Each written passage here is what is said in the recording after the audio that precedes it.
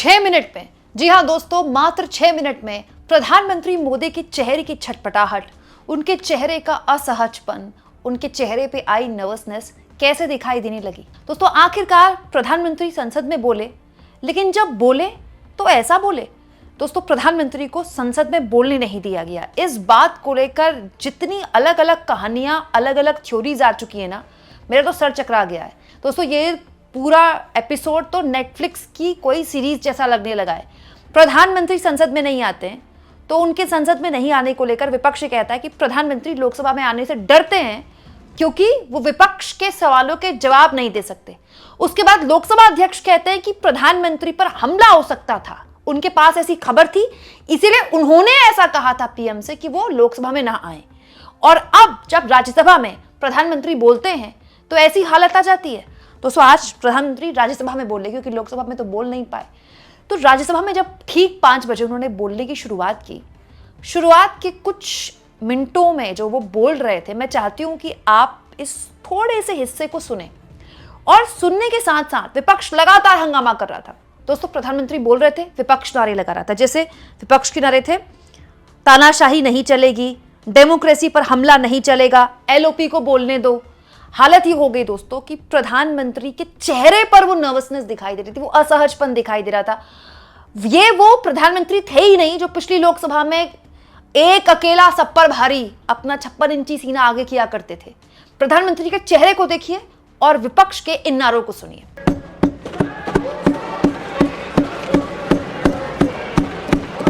राष्ट्रपति जी के अभिभाषण पर आभार व्यक्त करने के लिए This is not correct. Please take your seat. This is not correct. Please take your seat. No, no, no. Please take your seat.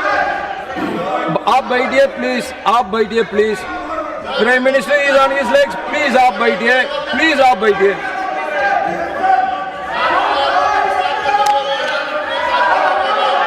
आदरणीय सभापति जी, इस धन्यवाद प्रस्ताव पर समर्थन के लिए इस सदन में अपनी भावनाओं को व्यक्त करना मैं अपना सौभाग्य मानता हूं। आदरणीय सभापति जी, विकसित भारत की यात्रा में बीते वर्ष देश के तेज प्रगति से विकास के वर्ष रहे हैं। Nothing will go on record except Prime Minister's जीवन speech. के हर क्षेत्र में, समाज के हर वर्ग को उनके जीवन में परिवर्तन का एक कालखंड रहा है। एक सही दिशा में तेज गति से देश आगे बढ़ रहा है। इसके बाद तो हद ही होगी दोस्तों, प्रधानमंत्री कांग्रेस पार्टी के राष्ट्रीय अध्यक्ष और राज्यसभा के नेता विपक्ष मल्लिकार्जुन खड़गे की उम्र का मजाक उड़ाने लगे, ये कहते हुए कि जितनी उम्र मल्लिकार्जुन खड़गे साहब की है, मैं खड़गे साहब की उम्र देखकर मैं गुजारिश करूंगा उनसे कि वो बैठकर नारे लगा ले। मतलब एक तरह से वो उनका मजाक उड़ाने लगे। मेरी एक प्रार्थना है, आदरणीय खड़गे जी की उम्र देखते हुए वो बैठ करके भी नारे बोल सकते हैं तो अच्छा होगा, ताकि उनको कष्ट न हो। पीछे नौजवान बहुत लोग हैं,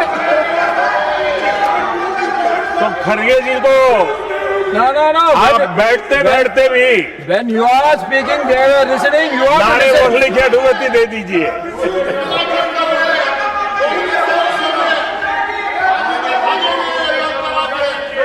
दोस्तों प्रधानमंत्री मोदी की ये बात बताती है कि बोल भले ही वो उपराष्ट्रपति की तरफ देखकर रहे थे, लेकिन नजर उनकी सामने ही थी। आप देखिए पीएम जितने बोल रहे हैं फिर वो सामने देख रहे हैं, फिर बोल रहे हैं वो सामने देख रहे हैं, क्योंकि प्रधानमंत्री को आदत ही नहीं है कि उनका विरोध हो रहा हो, विरोध देखें, विरोध के बीच बोल पाए।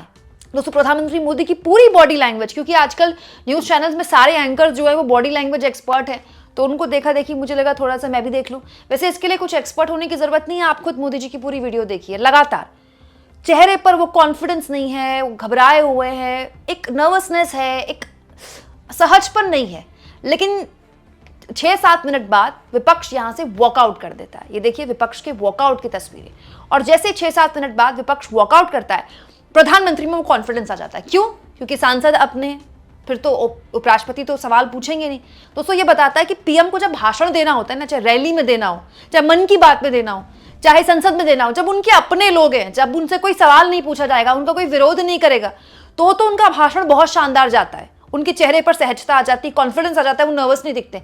लेकिन जैसे ही कोई सामने तानाशाही बंद करो के नारे लगाता है, एलओपी को बोलने दो के नारे लगाता है, कमजोर प्रधानमंत्री होने के उन पर आरोप लगाता है, या तो वो लोकसभा में आते नहीं है, या फिर आते हैं तो वो बोलते चेयर की तरफ है लेकिन नजर उनकी सामने होती है। ये इस बात का प्रमाण है। लेकिन यहां मैं आपको बता दूं दोस्तों कि 16वें मिनट, मात्र 16 मिनट, मोदी जी अपनी सरकार की उपलब्धियां गिनाने में मात्र 16 मिनट ही लगा पाए, क्योंकि 16वें मिनट में अपने भाषण के वो पूर्व कांग्रेस के प्रधानमंत्रियों की हिस्ट्री खंगालने लगे। पूर्व के कांग्रेस के प्रधानमंत्रियों पर वो आ गए थे। तो मात्र 16 मिनट प्रधानमंत्री के 12 सालों के पूरे कार्यकाल की उपलब्धियां गिनाने में और राष्ट्रपति के अभिभाषण की तारीफ में मोदी जी मात्र 16 मिनट ही टिक पाए। बस उसके बाद वो कांग्रेस के पूर्व प्रधानमंत्रियों को गिनाना शुरू कर चुके थे। मैं तो ये सोच रही हूँ दोस्तों, प्रधानमंत्री बात लोकसभा में बोल देते तो क्या हो जाता है? ऐसी भी क्या बात है? क्या ये इसलिए नहीं हुआ क्योंकि लोकसभा में संख्या बहुत ज्यादा है विपक्ष की?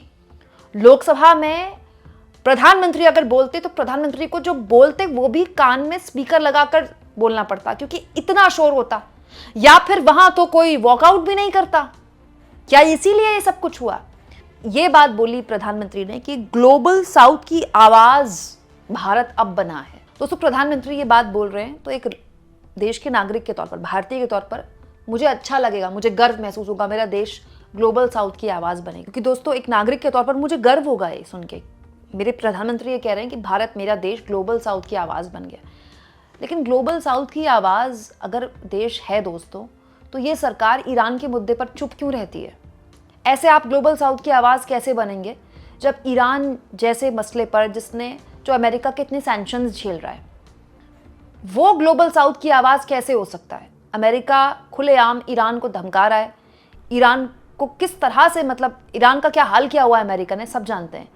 प्रधानमंत्री फिर किस तरह से कह रहे हैं कि भारत ग्लोबल साउथ की आवाज है, या भारत सरकार ग्लोबल साउथ को रिप्रेजेंट कर रही है? यहां मैं एक और चीज आपको बता दूं दोस्तों, चाबहार पोर्ट, इस बजट में चाबहार पोर्ट में कितना इन्वेस्टमेंट सरकार करेगी कोई जानकारी नहीं थी। तो ऐसे कैसे हम ग्लोबल साउथ की आवाज बनेंगे जब वो चाबहार पोर्ट, ईरान का चाबहार पोर्ट, जिसपे हमने इतना इन्वेस्ट किया है, मनमोहन सरकार ने भी किया है, मोदी सरकार ने भी किया है, जो एक्चुअली में चीन के सीपैक का जवाब था, जिसके जरिए हम पाकिस्तान के पूरे रास्ते को बाईपास करके अपना सामान यूरोपियन और दूसरे देशों में भेज सकते थे। उस चाबहार पोर्ट के इस्तेमाल के लिए भी अब भारत के लिए मुश्किल खड़ी हो गई है। क्यों? क्योंकि अमेरिका के प्रतिबंध हैं। एक ऐसे माहौल में जब अमेरिका टैरिफ पर टैरिफ की धमकी देकर हमसे क्या क्या करवा रहा था, एक ऐसे माहौल में जब आज भी अमेरिका हमसे 18% टैरिफ ले रहा है उस सामान के, जिस सामान को 2 साल पहले हमारे ट्रेडर्स वहां 1 से 2% टैरिफ पर भेज रहे थे, हम प्रधानमंत्री नरेंद्र मोदी अपनी पीठ थपथपा रहे हैं। तो कैसे थपथपा रहे हैं? आप इस मुद्दे पर क्या सोचते हैं दोस्तों? कमेंट बॉक्स में जरूर लिखें, और जितना हो सके चैनल को शेयर भी करें और सब्सक्राइब भी करें।